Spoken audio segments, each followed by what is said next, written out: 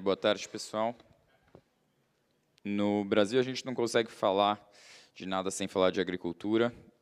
Representa mais de um quarto do PIB brasileiro. E, atualmente, para falar de agricultura, tanto no Brasil quanto no cenário global, a gente precisa falar tanto de produtividade quanto de sustentabilidade. Então, a gente trouxe aqui esse painel incrível. E eu passo a palavra para o Bruno Blecher, que é jornalista tanto de agro quanto de meio ambiente. Obrigado, João.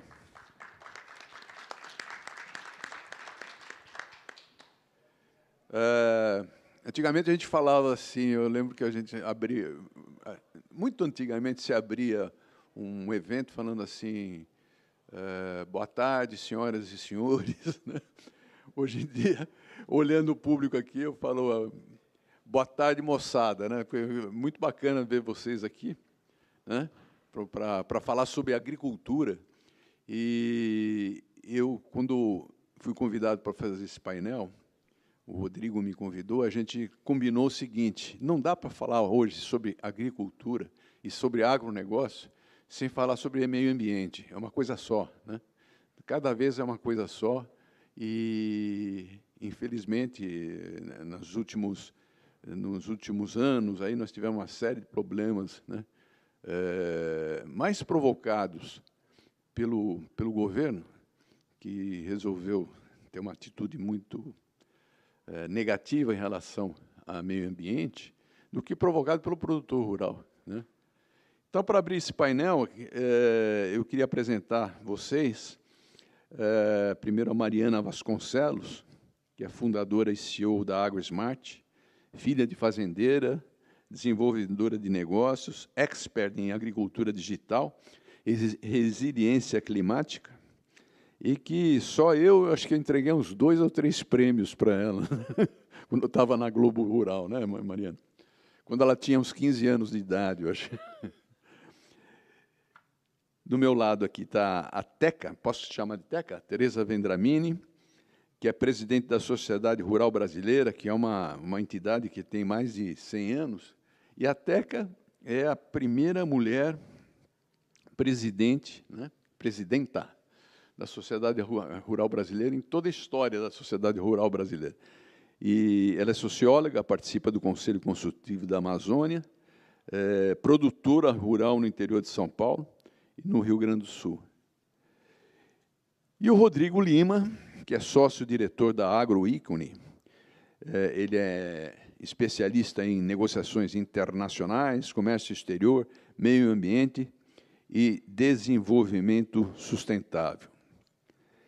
Eu vou iniciar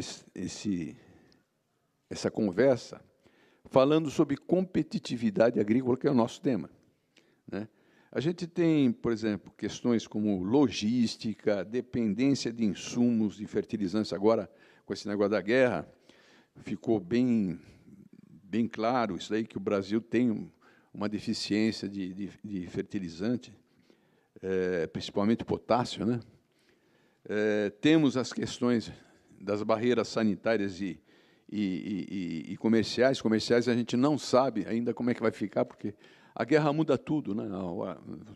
Provoca uma nova ordem mundial. E esses são alguns problemas da competitividade do Brasil. Então, a primeira pergunta que eu quero fazer, e vamos conversar com a Teca: como o Brasil deve enfrentar essas ameaças e garantir a sua liderança?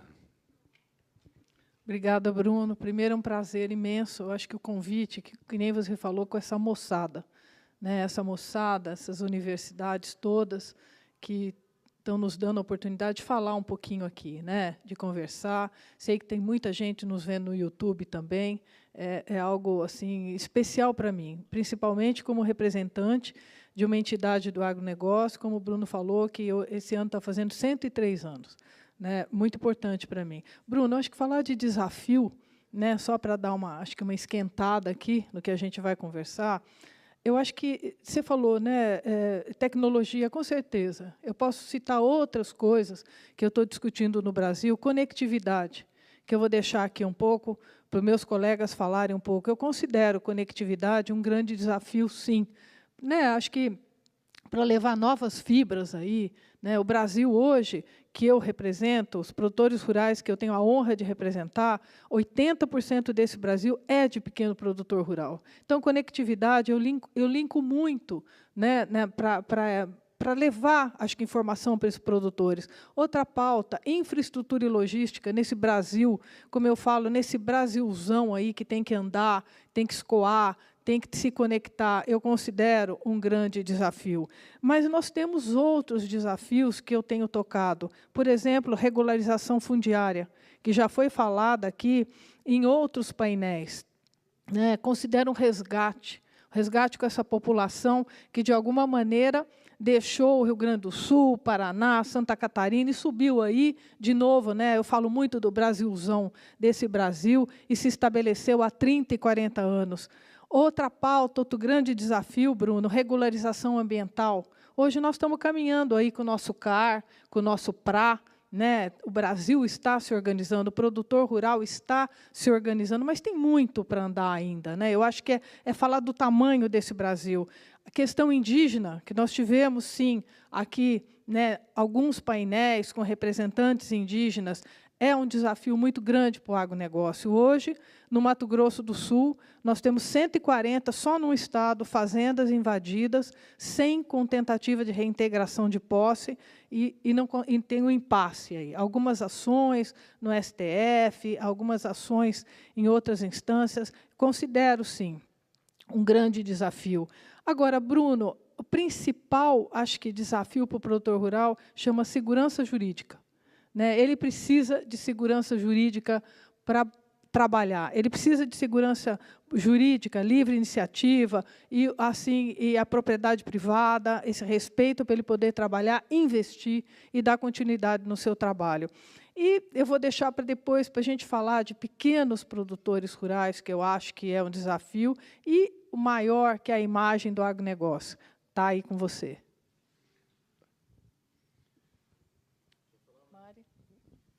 Bom, acho que complementando, na verdade, o agronegócio é um ecossistema, né? E o nosso agro, ele está conectado ao agro do mundo todo. Então, nós, como agronegócio, temos um desafio de aumentar quase 70% da produção de alimentos no mundo, enquanto estamos ligando, né, com mudanças climáticas, com falta de água, com êxodo rural, com terras degradadas. Então, como mundo, nós temos um desafio de mudar, de transicionar a nossa agricultura para uma agricultura mais produtiva, sustentável e resiliente ao clima.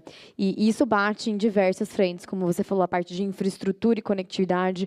Ainda hoje, apenas 23% das fazendas no Brasil têm acesso à internet, então isso é uma grande barreira para a digitalização, para a educação. A educação, essa mudança de paradigma, como o Bruno falou, eu proponho que talvez esse congresso no próximo ano tenha um único painel, que é meio ambiente e agronegócio. Não é um de meio ambiente e outro de agronegócio, porque eles são a mesma coisa, e não existe agronegócio sem preservar os recursos naturais, sem ter essa transparência, rastreabilidade, que a gente consiga conversar com todo mundo. E é uma mudança, é a gente levar para o produtor de que é uma oportunidade. A gente consegue agregar valor, né? Não é só exportar commodity, é trazer essa informação e essa sustentabilidade como um recurso que permita o produtor continuar investindo. E, para isso, para investir, financiamento, falta dinheiro. Né, tem pouco financiamento disponível, nem se fala no pequeno produtor, né, e em outros meios. O financiamento que chega é para a compra de insumos, então garantir que a gente tenha a produção, quase nada para tecnologia e para práticas sustentáveis, transições para agricultura regenerativa, integração lavoura-pecuária-floresta, certificações, programas de carbono. Então, o desafio que a gente tem de aumento de produção com poucos recursos, né, e com uma rastreabilidade muito grande, não está indo na mesma direção que a alocação de recursos para isso. Obrigado, Mariana. É um prazer estar aqui. Queria agradecer em nome do João Ferraz, o convite para vir compor esse painel e debater um tema que, na visão da agroícone, é super relevante para o desenvolvimento global, não só do Brasil. E aí não posso deixar de pegar o gancho que a Mariana trouxe aqui, de um painel de agricultura e meio ambiente. E talvez mais amplo ainda, pegando o universo ASG, aí, o ambiental, social e governança.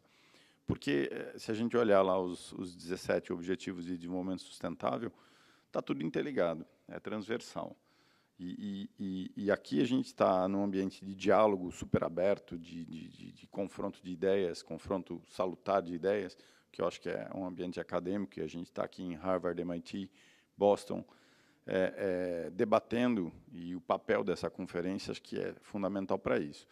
E aí eu acho que, Bruno, como um primeiro desafio da agropecuária brasileira, e não é só da brasileira, não é global, é inovação.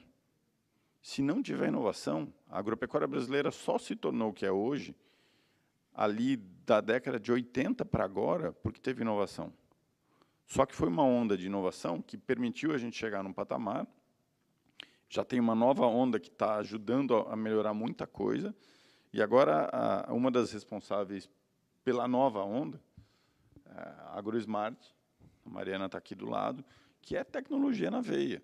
A grande questão é que a gente tem 3,9 milhões de agricultores no Brasil, pelos dados do censo de 2017, que são pequenos e que, quase via de regra, estão alheios à inovação, porque não têm conhecimento, acesso a financiamento, e estão lá produzindo, usando aquelas tecnologias, aquele modus operandi, aquela cultura que herdou do pai, do avô, e está lá produzindo, subsistindo e tentando viver.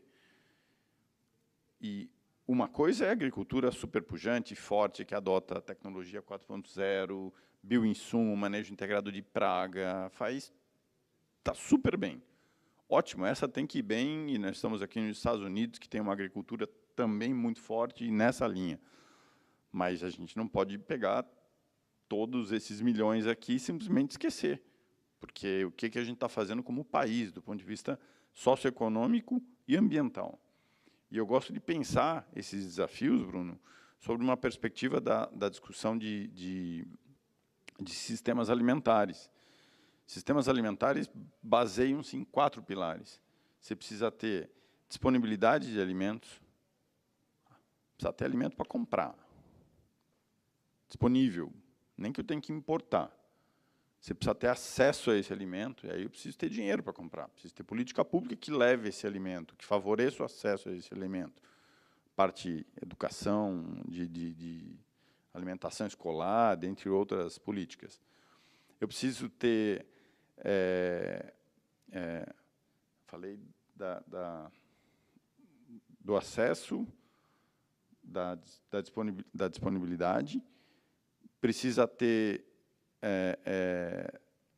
Está me faltando um pilar aqui. Vou deixar ele, senão vou falar demais. E precisa ter estabilidade em tudo isso, porque senão, se não tiver disponível e não tiver acesso, a gente vai ter insegurança alimentar. E a gente tem, de acordo com a FAO, já estamos cruzando, infelizmente, a fronteira de 1 bilhão de pessoas que estão passando fome séria, starving. E nenhum de nós aqui, creio eu, espero, passou fome nesse nível, porque dói, né, passar fome. A gente fica ansioso, inquieto, porque dói, machuca. 1 bilhão de pessoas, isso é uma coisa assim, inimaginável. Então, sem inovação, para qualquer sistema produtivo, para qualquer produtor em qualquer região do mundo, a gente não vai garantir segurança alimentar e esse acesso e estabilidade na capacidade de ter e disponibilidade de alimento para todo mundo. E aí entra financiamento e os outros temas que a gente vai falar. Vai lá. Tem um tema que é hoje imprescindível a gente falar.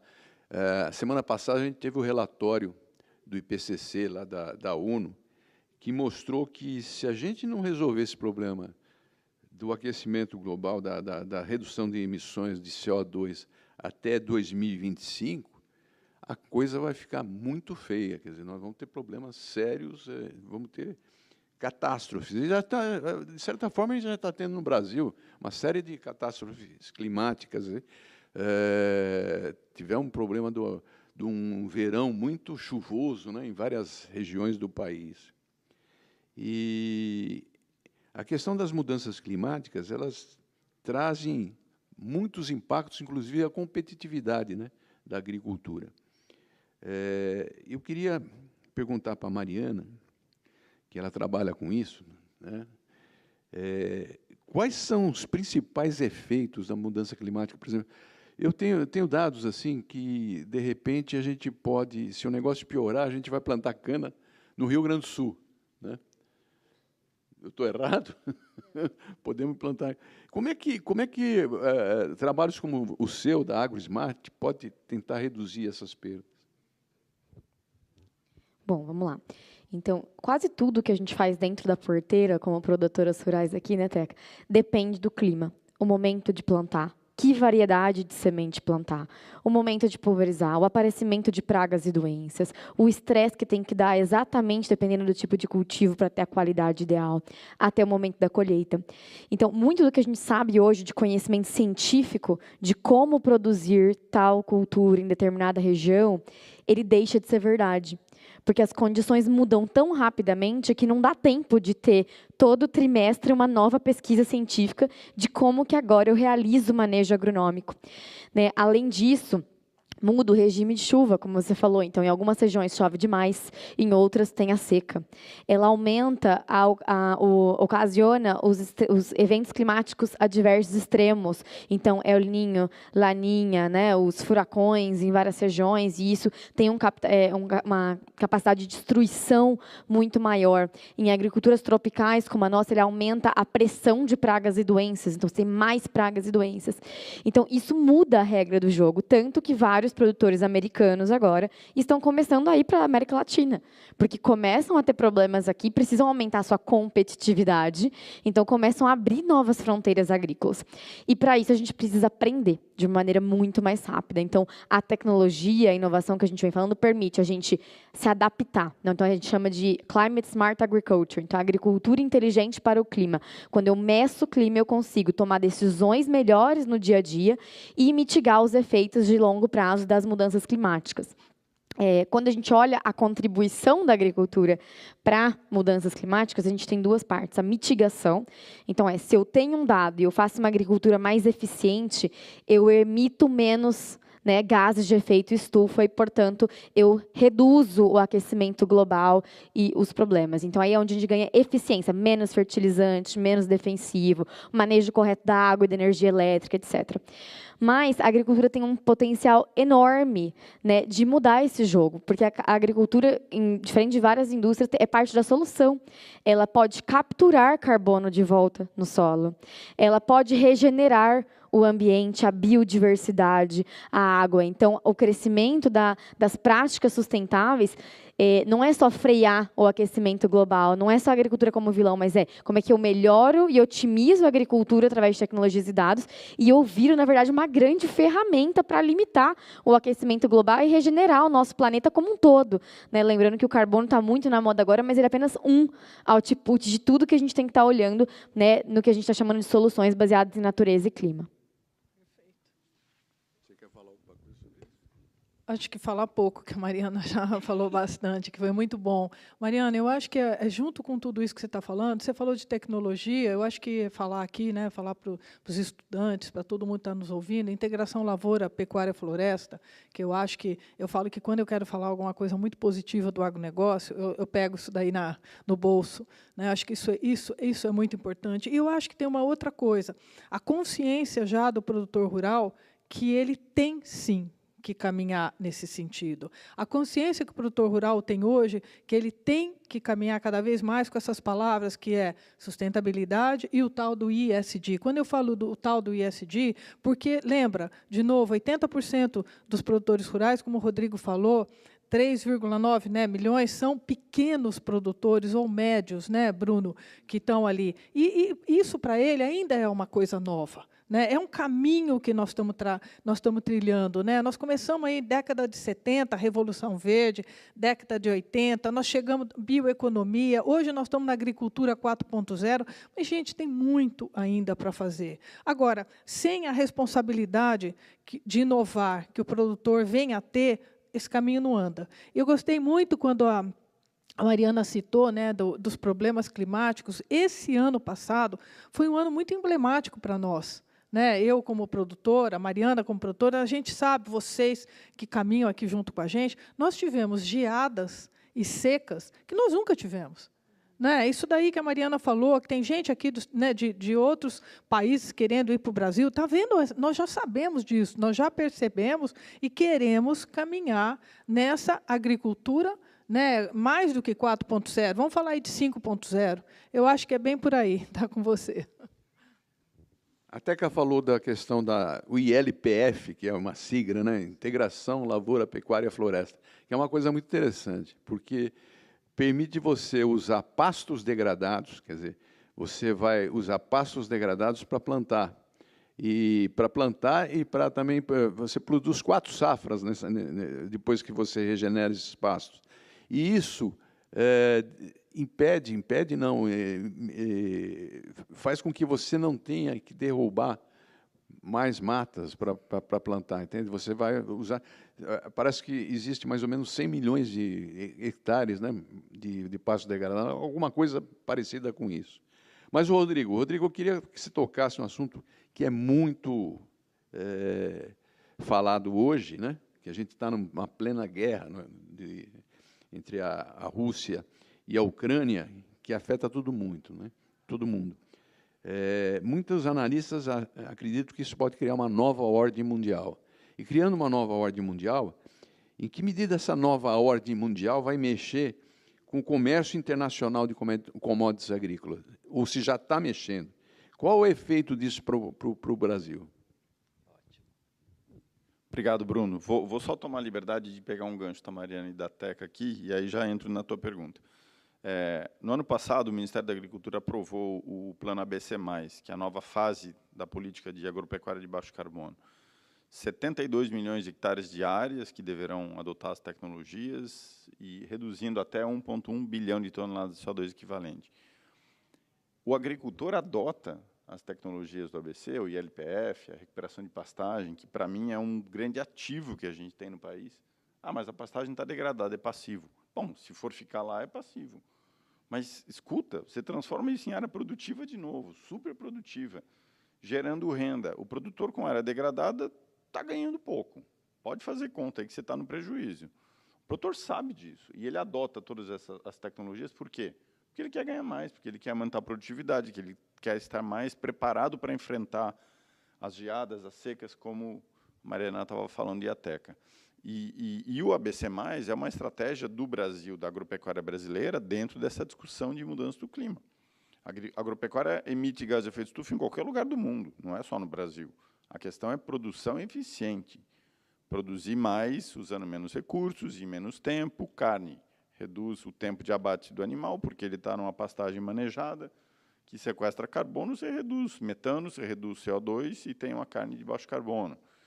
Então, e essa produção eficiente, no final das contas, tem a ver com a parte ambiental, tem a ver com a parte econômica, tornando mais competitiva, tem a ver com a adaptação à mudança climática, que, Mariana, a agenda de adaptação e resiliência abre oportunidades enormes, tendo inovação e tendo dinheiro e tendo como levar isso aos produtores para o quê? Para chegar na competitividade. Aí eu volto para a tua pergunta, Bruno. A guerra não acabou, a gente não sabe qual vai ser o resultado. Seja qual for o resultado, acho que a gente tem uma mudança na geopolítica global em relação a inúmeros temas, segurança energética, por exemplo, e segurança alimentar e produção agropecuária e comércio internacional. Eu acho que muito além da preocupação com os insumos, com o potássio, como você usou no exemplo no começo do painel, que é, sim, uma questão super relevante, que tem como trabalhar alternativas, não 100%, mas existem alternativas, isso tem que ser buscado e passa, de novo, por uma agenda de inovação. E depois conseguir levar o produtor, crédito, tudo que a gente está falando. Agora, a guerra tende a mudar o tabuleiro internacional e, a meu ver, assim, o pior cenário seria a Ucrânia passar a ser parte da União Soviética, e aí a gente tem uma questão muito relevante, a meu ver, que é China, Rússia, com Ucrânia na Rússia, porque a Rússia é um país super importante do ponto de vista de várias culturas agrícolas, milho, cevada, vários produtos, E China é super demandante, também super produtor, importante, e Rússia tenderá, com o aquecimento global, a ter muitas áreas que hoje não são produtivas se tornarem produtivas. Então, quando a gente olha lá para o Brasil, né, e mesmo Estados Unidos aqui com grãos, se a demanda vai continuar aquecida, vai continuar porque a gente está indo para 10 bilhões de pessoas e precisa ter comida para todo mundo. A grande questão é a seguinte: se você tem uma mudança de tabuleiro geopolítico nesse formato, talvez a demanda de certos produtos do Brasil, como soja, por exemplo, possam cair. Mas, tem que entender qual é o final da guerra para enxergar melhor isso. Agora, isso é super preocupante e exige, a meu ver, que a agricultura brasileira, e a Teca está aqui como societária rural brasileira, esteja muito atenta a esses movimentos no cenário geopolítico e participe dos foros internacionais, porque, seja lá na OMC, que está combalida, tentando voltar a andar de forma mais firme na Organização Mundial do Comércio, seja, por exemplo, na Convenção do Clima, onde a gente tem toda essa agenda de Climate Smart Agriculture efervescente. E o Brasil tem o ABC+, como uma estratégia. Como é que a gente participa disso? Porque, no final das contas, é uma agenda econômica. É dinheiro para fazer inovação, para gerar redução de emissões, para gerar tecnologia, gerar mais comida e, no final das contas, comércio atrelado a tudo isso. Então, eu não consigo enxergar a agropecuária brasileira desconectada de toda esse tabuleiro geopolítico, até pela minha formação de direito internacional e relações internacionais, é impossível não estar conectado. E aí, de novo, é super importante estar aqui em Boston podendo discutir isso com vocês. Aliás, você está falando que você me lembrou de uma coisa. Quando o João e o Rodrigo me convidaram me ligaram para falar para participar desse painel, eu cheguei para minha mulher e falei assim: não, eu estou indo para Harvard. Ela falou: você está indo para onde? Harvard. Ela falou: Harvard. Ela é professora de inglês, né? Harvard. Você pronuncia certo? Você como mineira? Hyatt.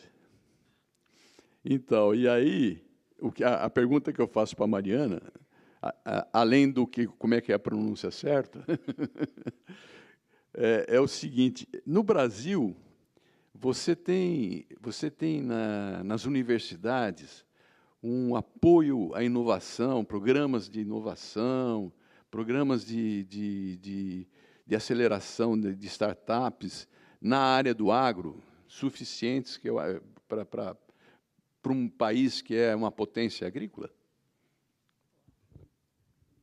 Não. Harvard. Eu sou caipira, então é fácil. Bom, vamos lá. Quando a gente começou, eu estou empreendendo, vai fazer 8 anos esse ano, no agro, não tinha um ecossistema de empreendimento em agtech. Era novo no mundo todo e no Brasil, literalmente, não existia. Né? Então, a distância, o gap é muito grande. Tanto muito produtor de tecnologia não entende a dor do produtor na ponta e acabam construindo tecnologias que não resolvem problemas, quanto as que estão perto do problema não conseguem acessar capital, né, e canais de distribuições para crescer. Hoje em dia melhorou muito. Nós temos vários hubs de ecossistema em Piracicaba, em Cuiabá, em Londrina, agora até na Amazônia, em Manaus, hubs que estão olhando para isso como um todo. O investimento, o capital, começou a chegar na forma dos anjos, dos fundos de seed. Ainda existe um gap de capital enorme que é para fazer esse negócio escalar, que é onde a gente está agora com toda a agenda do ESG, né, que é onde a gente tem que tomar muito cuidado com essa questão do brainwashing, né, do greenwashing. Então, eu estou fazendo ESG, eu estou fazendo sustentabilidade, estou fazendo tecnologia. Um piloto em um lugar e está falando para todo mundo que está fazendo. Então, hoje, o nosso ecossistema está ali. Toda universidade tem uma incubadora, tem um programa de aceleração, tem uma hackathon. E, legal, esse é o primeiro passo de uma jornada de transformação digital. Só que a gente não vai atingir os objetivos de 2030, né, criar uma agricultura em escala de baixo carbono se a gente não tiver um esforço conjunto de ecossistema, de política pública, de educação, de financiamento, infraestrutura e conectividade para que isso cresça. Então, acho que estamos melhorando muito, é uma oportunidade. Por que não o Brasil vai ser o grande exportador de tecnologia agrícola, se já somos a maior potência de produção e exportação de diversas culturas, mas temos ainda um longo caminho pela frente para acelerar essa curva de transformação. Ô, Teca, agora eu quero que você abra o coração aí, porque eu vou falar sobre mulher, né? Desde que eu trabalho nessa área como jornalista há muito tempo. Não vou falar nem quanto tempo, mas mais de 30 anos, né? E sempre achei assim uma área muito machista, né? Vocês duas devem conhecer. E a sociedade rural brasileira, que eu conheço há muito tempo, sempre foi muito machista, né? Eu queria saber de você como é que é trabalhar lá. Como é que foi para você ser presidente de uma sociedade que é, primeiro, conservadora, né? Extremamente conservadora. E, segundo, que é uma sociedade de homens, né? Olha, Bruno, eu acho que aqui dentro, né, nós estamos aqui hoje no Brasil Conference, né, é o 8º que nós estamos, né, edição. Novamente, é uma honra para mim estar aqui, sabe, falando em nome do agronegócio brasileiro, sendo hoje, eu estou presidente da Sociedade Rural Brasileira. E os painéis que eu acompanhei aqui, é isso que está discutindo, até obrigado de você estar trazendo para a agricultura, você está trazendo para o agronegócio a pergunta de gênero, né? Isso está sendo muito falado aqui, né? Junto com as minhas outras colegas de outras áreas, ontem no Poder Judiciário estava se falando disso, e no agronegócio também nós discutimos isso. Então, para responder primeiro a sua pergunta, como é ser essa primeira presidente em 100 anos, é um privilégio. Sinceramente, é um privilégio. Eu acredito que as pessoas perguntam, mas por que demorou tanto? Eu acho que chegou a hora. E eu estava lá, eu fui eleita essa primeira presidente. E o que eu tenho feito, Bruno? Caminhado. E eu falo para o agronegócio brasileiro e trabalhado muito, Bruno. Não tem outra maneira de andar aqui no meio do agronegócio, a não ser trabalhando muito, ganhando respeito, ouvindo todas as pessoas. E acho que andado pelo Brasil, que é uma coisa que a gente conversou e que eu tenho feito bastante, caminhado pelo Brasil, interligando todas essas mulheres, acho que dando oportunidade. Como ontem, aqui eu fui citada em outros fóruns que tiveram, que me honrou muito, lembrar em meu nome em outros fóruns. Eu faço isso pelo Brasil. Eu trago essas mulheres comigo, eu acho que é isso que eu tenho que fazer. Obrigada, Bruno. Legal. Esse negócio de andar o Brasil, que como jornalista tive que andar o Brasil, vocês que têm interesse no agro, acho que isso é fundamental. É fundamental. Para conhecer a agricultura e para conhecer o meio ambiente, e para conhecer o Brasil mesmo, culturalmente também, é preciso calçar umas botinas, né?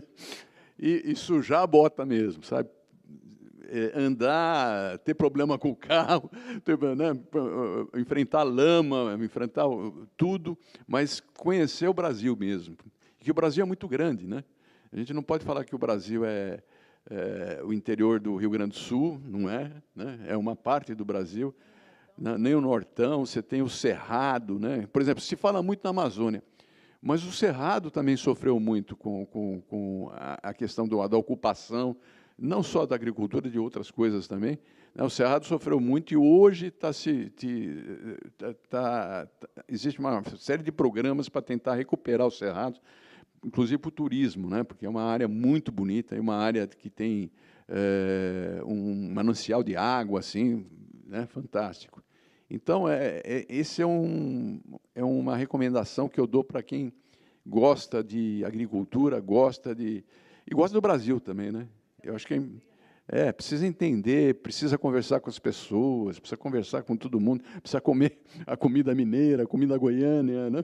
Eu costumo falar, por exemplo, uma vez eu fiz uma viagem pelo Rio São Francisco, em que eu estava em Minas e passei para a Bahia. A primeira cidade, depois de Minas, na Bahia, já mudou a comida.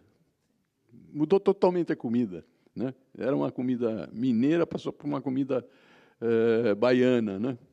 Eu prefiro mineira. São vários Brasis, né? São vários Brasis.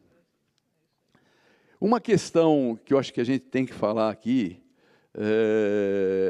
a gente teve um governo que, na questão ambiental, foi um desastre, né? E eu acho que também, de certa forma, isso prejudicou muito, mas muito mesmo, a imagem do Brasil lá fora, né? Teve, desde aquele negócio da... vão aproveitar a porteira para passar um monte de coisa, e agora, recentemente, vamos usar terra indígena para produzir fertilizante, que não tem a mínima necessidade, né? Então, eu queria fazer uma pergunta para o Rodrigo. Em que medida essas questões, você que fala muito em relações internacionais, em que medida você vai lá fora e, de repente, uma declaração como essa afeta o trabalho do agro? Obrigado, Bruno. Não tem como não falar de problemas. A gente tem problemas, e não precisa esconder. Não faz sentido nenhum.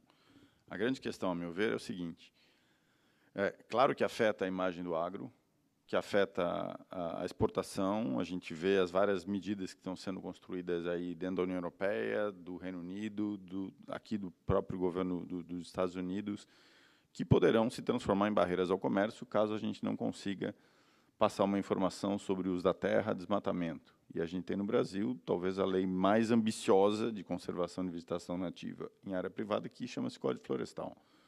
Então, a gente precisa avançar na implementação do Código Florestal. Felizmente, agora, no último ano, muita coisa foi feita no Serviço Florestal Brasileiro. O João Adrien, que era da Sociedade Rural Brasileira, que acabou de deixar o governo, conseguiu estruturar muita coisa do ponto de vista da implementação do Código Florestal, e isso passa uma mensagem super positiva. A meu ver, o Código Florestal é o passaporte do produtor rural em relação à questão de uso da terra e desmatamento. Só que o Brasil é grande, e como você estava citando no seu exemplo aí da sua viagem, não existe um Brasil, não existe uma solução só necessária, existem diversas soluções, desde a questão super específica do solo, que a Mariana vai lá e sabe qual é o solo e o que precisa fazer, quando é que planta, quando é que pulveriza e tudo mais. Então, não existe uma bala de prata que resolve todos os problemas. Isso é em qualquer lugar do mundo, não é só no Brasil. Só que quanto maior o país, mais complexo isso fica. Então, o que eu enxergo da agropecuária brasileira diante das questões hoje ambientais, vou ficar só nas ambientais, o problema é que o Brasil perdeu o controle de desmatamento. Tanto é que o desmatamento chegou nos níveis onde está. E a agropecuária não é a principal causadora de desmatamento. Grilagem de terra, exploração ilegal de madeira, mineração, agropecuária também, questão social, desmatamento porque o cara precisa de dinheiro, vai vender uma madeira ali e abandona a terra. A gente tem de 14 a 18 milhões de vegetação secundária, medidos pela Embrapa, pelo projeto Terra Class. Isso é área que foi desmatada, venderam toda a madeira e abandonaram. Se imaginar 14 a 18 milhões de hectares que passaram por esse processo nas últimas décadas e hoje estão lá com estágio secundário de vegetação, a troco do quê? O Estado não cuida das suas áreas, a ponto da gente chegar numa fotografia assustadora dessa.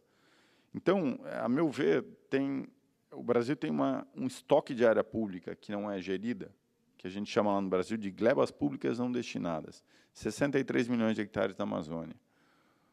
Enquanto não tiver uma política de Estado para usar essas áreas, fazer projetos de receber dinheiro por conta de carbono e gerir aquelas áreas com o dinheiro que receber, fazer regularização fundiária de quem merece ter título de terra, que acho que é um aspecto super relevante. Se a gente não avançar nisso, a gente vai continuar enxugando gelo.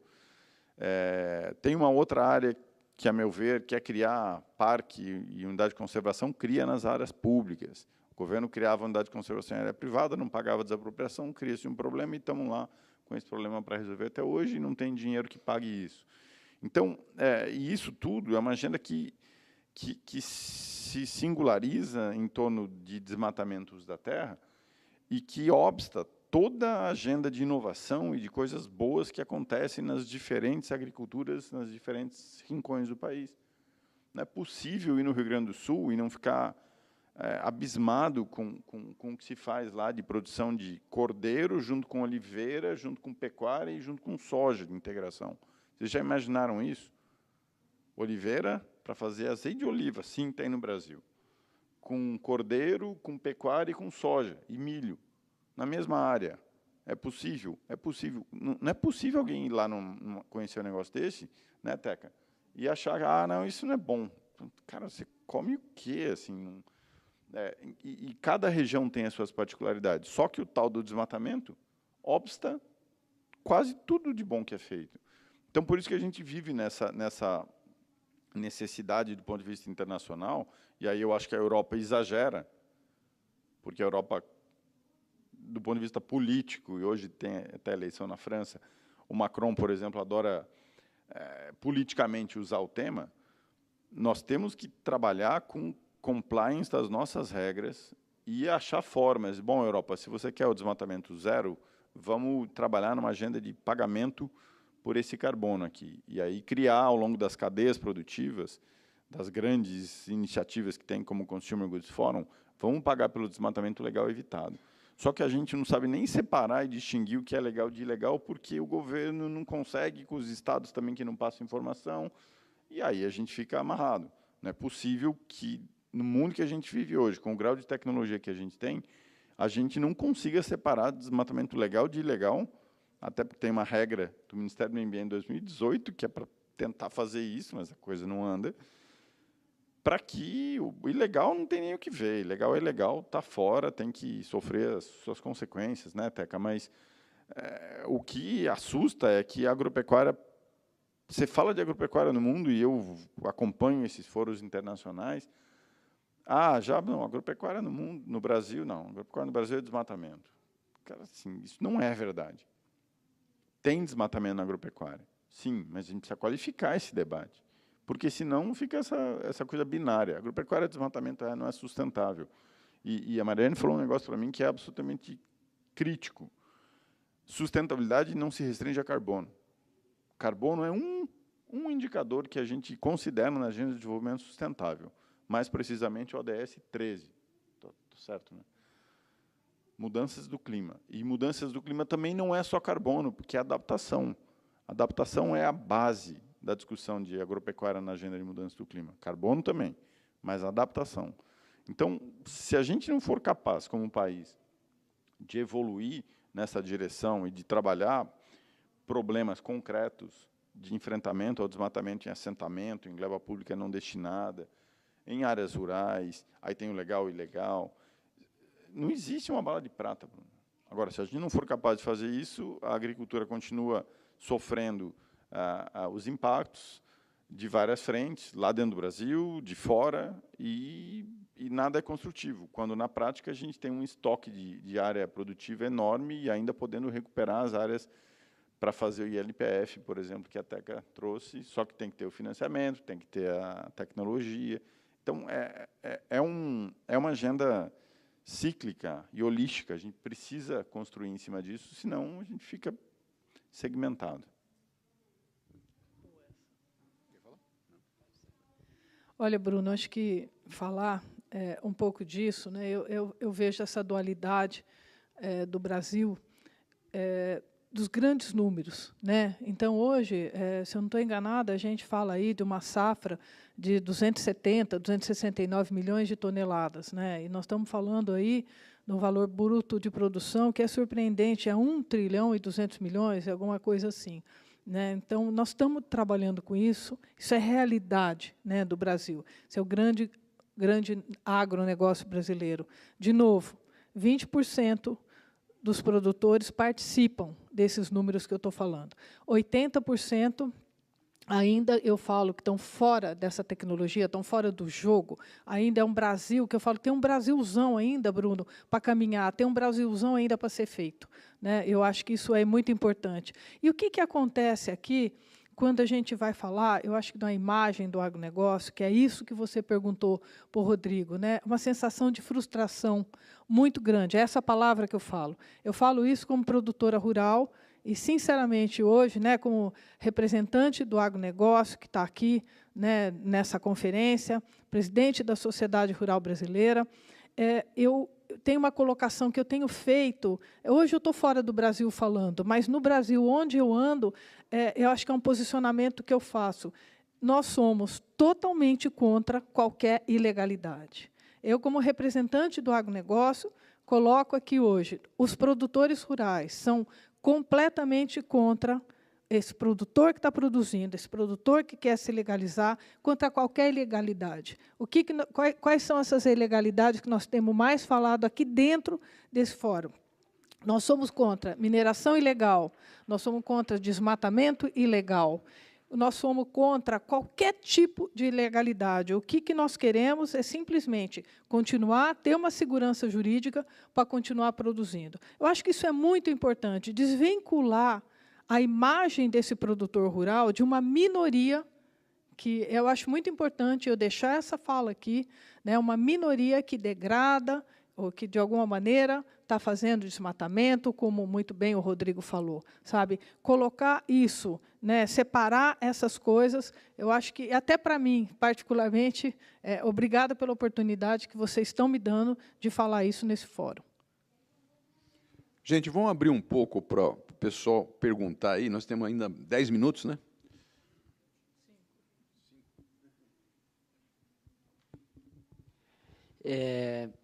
Acho que eu vou fazer essa pergunta para a Teca, mas Bruno, Rodrigo, Bruno, se quiser comentar também, você que acompanha o mercado de fora, né, de dentro, mas com uma visão diferente. E eu queria pegar esse ponto da segurança institucional para o produtor. Eu concordo com o Bruno que é muito importante a gente andar Brasil adentro para entender as coisas como elas são. Eu, pessoalmente, tinha uma educação na escola em relação a como o agronegócio era tratado, etc., e fui exposto a uma outra realidade. Quando eu conheci um pouco o sul do Pará, Bahia, etc., eu vi outra coisa. E teve um marco temporal agora, até estava viajando de carro na Bahia e não consegui passar, porque tinham uma área no sul ali da Bahia, os indígenas tinham fechado a estrada, porque era bem na época da votação no STF. Eu não quero entrar exatamente nessa questão política do marco temporal, também tão pouco conheço assim profundamente. Mas eu acho que, falando do tema aqui do painel, que é competitividade, acho que o produtor rural, eu tenho essa sensação de fora, eu queria ver o comentário de vocês. Ele tem muito vento contra da sociedade como um todo, acho que um pouco da comunicação, parece que ele às vezes é um criminoso e a gente esquece que ele faz 1/3 do PIB e tem uma função muito importante. Comentário de vocês em relação a isso. E essa questão de terras, que foi um movimento sem terra, independente, ele causou um pouco essa insegurança jurídica no produtor, porque você não sabia se ia conseguir produzir ou não em determinado lugar, e também o marco temporal trouxe isso à tona mais uma vez. Acho que é uma pergunta um pouco polêmica, mas eu queria tirar mais o aspecto político dele, acho que nunca, e entender como isso atrapalha a competitividade mesmo. É isso. Obrigado aí pelo espaço. Obrigada. Eu acho que a gente voltou, né, ao que eu falo, que é eu falo que todos são os grandes desafios do agronegócio, né, mas a segurança jurídica. Eu não tenho dúvida, né? Por que o produtor rural ele pensa tanto nisso? Você falou de várias questões aí, né? A questão indígena. Você de alguma maneira citou a regularização fundiária também, que é isso que está sendo feito no Brasil. Até eu quero até citar aqui que esse ano foram entregues 360 mil títulos. É inédito esses 2 últimos anos. Tem sido feito até um trabalho muito bom dentro do INCRA e parece que nós vamos fechar o ano com 500 mil títulos. Existe essa projeção aí, que, de novo, é um resgate que tem que ser feito no Brasil e a gente está caminhando. Mas aqui, eu acho, você falou uma outra coisa, né, do produtor rural, ele ser, de alguma maneira, injustiçado. Acho que foi isso que você quis dizer. E ele se sente, sim, ele se sente muito frustrado. Por isso que eu falei de separar as coisas, né? Separar esse produtor, que hoje, gente, o que nós estamos querendo? Produzir mais para exportar cada vez mais. Né? É óbvio que nós queremos andar na legalidade, é óbvio. Isso aí não tem. O produtor rural, ele precisa da natureza para viver. É óbvio que nós queremos cada vez mais proteger a natureza. Agora, o que está acontecendo aqui, eu acho que é um caminho do produtor rural. É um caminho, nós estamos melhorando. Tem muita gente adequada, mas tem muita gente para chegar na adequação. Né, que eu acho que é um pouco até do que você falou, desse universo brasileiro. Nós temos muito ainda para andar, para caminhar. Agora, com certeza, eu vou passar para vocês aqui um pouco também, com certeza, essas cobranças trazem uma frustração muito grande para a gente, que está ali produzindo. Eu não gosto não faço essa fala desse grande agronegócio, né, do PIB, 30% do PIB, isso é real. Isso é verdade. A gente vive isso, sim. Mas o que eu gosto de falar são das pessoas que estão ali. Né? São homens e mulheres que estão trabalhando. E os pontos que foram levantados aqui nessa pergunta são importantíssimos para a gente ter essa segurança de continuar produzindo. Mari, passo para você um pouco e para o nosso amigo aqui, o Rodrigo. Gente, eu vou fazer uma provocação aqui, porque por mais que a gente tente escapar do diálogo político, não tem como, porque é política. O nosso problema é que a gente está constantemente nas pautas nos outros painéis, na hora do clima, na hora do desmatamento, mas todo mundo que está nessa sala está, de alguma maneira, diretamente relacionado ao agronegócio e por isso tem interesse. Então, a pauta ela é principal, ela é questionada em todas as sabatinas a candidatos a presidente da República, mas eles não estão aqui para aprender do assunto e falar. Então, essa sensação de vento contra é porque o nosso problema para frear desmatamento, para ter seguridade jurídica, para gerar renda, porque gerando renda e oportunidade é o que a gente consegue, né, apoiar e frear o desmatamento, por exemplo, precisam de soluções sistêmicas que conversam educação, infraestrutura, logística, legislação, e isso a gente precisa dos nossos aqui, quando a gente for votar, dessas pessoas nessa sala, ouvindo esse diálogo, para que a gente consiga realmente transicionar a nossa agricultura. Vou aproveitar o gancho da Mariana e da Teca. Obrigado pela pergunta. É André, né, seu nome? Pedro, desculpa. Se a gente já é tão forte na agricultura brasileira hoje, com arredondado aí 20% super integrado, imagine se mais 20 ou mais 40 conseguissem entrar usando o nível de tecnologia que a Mariana estava trazendo, adaptada, preparada, diversificando, tendo vários produtos novos. E por que não produz produtos? Eu adoro a discussão de produto. Tem que comer uma cesta de alimentos diversificados. Sério, quantos produtos você come, cada um de vocês? Vocês já pararam para pensar? Eu levei sementes de variedades diferentes, de couve, de beterraba, de quiabo, de vários produtos de hortifruti, na feira, lá em Ponta Grossa, Paraná, na minha cidade, que hoje tem na feira para vender. Batata doce laranjada, que é deliciosa, a melhor de todas, que é uma delicatessen em São Paulo, de alguns restaurantes, de mercadinho chique, que aqui nos Estados Unidos tem muito fácil, no interior do Brasil não tem. Hoje, na minha cidade, tem, porque eu levei. E meu pai vai lá na feira, conhece todos os produtores lá e levou para eles. Qual tecnologia disruptiva eles acessaram? Nenhuma. Nenhuma. Eles não conhecem. Então, se a gente consegue integrar, com um exemplo banal aqui, tá? Se a gente consegue integrar esses pequenos e produtores que estão lá subsistindo para produzir mais, ganhar mais, levar mais comida diversa para suas regiões, para feiras de produtor, o Farmers Market, que é tão famoso nos Estados Unidos. Aqui o produtor é adorado. No Brasil parece que é odiado. Isso é uma coisa insana. Insana.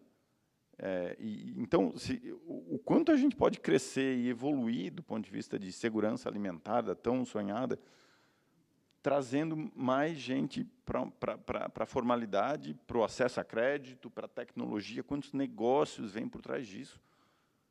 Isso é impensável. Só que, se a gente não tiver o lado político olhando para esse desafio de forma séria, e não política, e aí vou fechar com um exemplo. Existem 88 milhões de terras de assentamento rural no Brasil. Reforma agrária. Assentamentos que foram criados nas últimas décadas. quantos milhões são altamente produtivos, integrados a mercados, vendem, ganham dinheiro e estão lá bem? E quantos milhões? As áreas médias de cada assentamento não chegam a, normalmente, um módulo fiscal, e a lei prevê que 4 módulos fiscais é a área mínima para uma família subsistir. Então, tem algo errado nessa equação. Transformar, eu não tenho nada contra o assentado da reforma agrária, mas qual é a política para transformar esses 10, 20, 30, 50% desses 88 milhões em áreas altamente produtivas, com tecnologia, com adequação ambiental, para integrar, para somar no PIB da agricultura brasileira? Então, enquanto vira tudo uma política, não, é o assentamento, porque o assentamento está certo e o agronegócio está errado. Teca, onde é que a gente vai parar se a gente for nessa direção, né, Mariana? Não é possível que o Brasil, que quer se desenvolver e que quer estar cada vez mais conectado ao mundo, levando comida diversa para o mundo e alimentando sua população, porque a gente tem hoje 20 milhões de pessoas passando fome no Brasil, e a pandemia fez isso crescer muito. Isso dói. A gente é o maior produtor de alimento do mundo e tem 20 milhões de pessoas passando fome. Então, acho que a pauta política, e a gente está no momento político, precisa enxergar de forma muito objetiva esses desafios. Senão, a gente vai ficar fazendo política, eu quero esse tema aqui, vocês não me interessam. Aí não dá para construir nada de um país sério nesse formato, pelo menos é o que eu penso. Bom, gente, falando em comida, está na hora do almoço, né? Precisamos comer, né? Eu queria agradecer aqui ao Rodrigo, né? A Mariana e a Teca. Agradecer muito a vocês aí que nos brindaram com a presença de vocês, aí, uma plateia que eu acho grande para falar sobre agronegócio, né? Com toda essa concorrência que a gente teve de blockchain, de criptomoedas, né? Ao João, que organizou esse evento nosso aqui, essa mesa nossa, né? E falar para vocês ficarem em contato com a gente, né? A gente está em entidades, a AgroSmart, a AgroIcone e a Sociedade Rural, facilmente acessível, né? Ficar em contato se vocês tiverem alguma dúvida, se vocês quiserem falar alguma coisa. Muito obrigado a todos.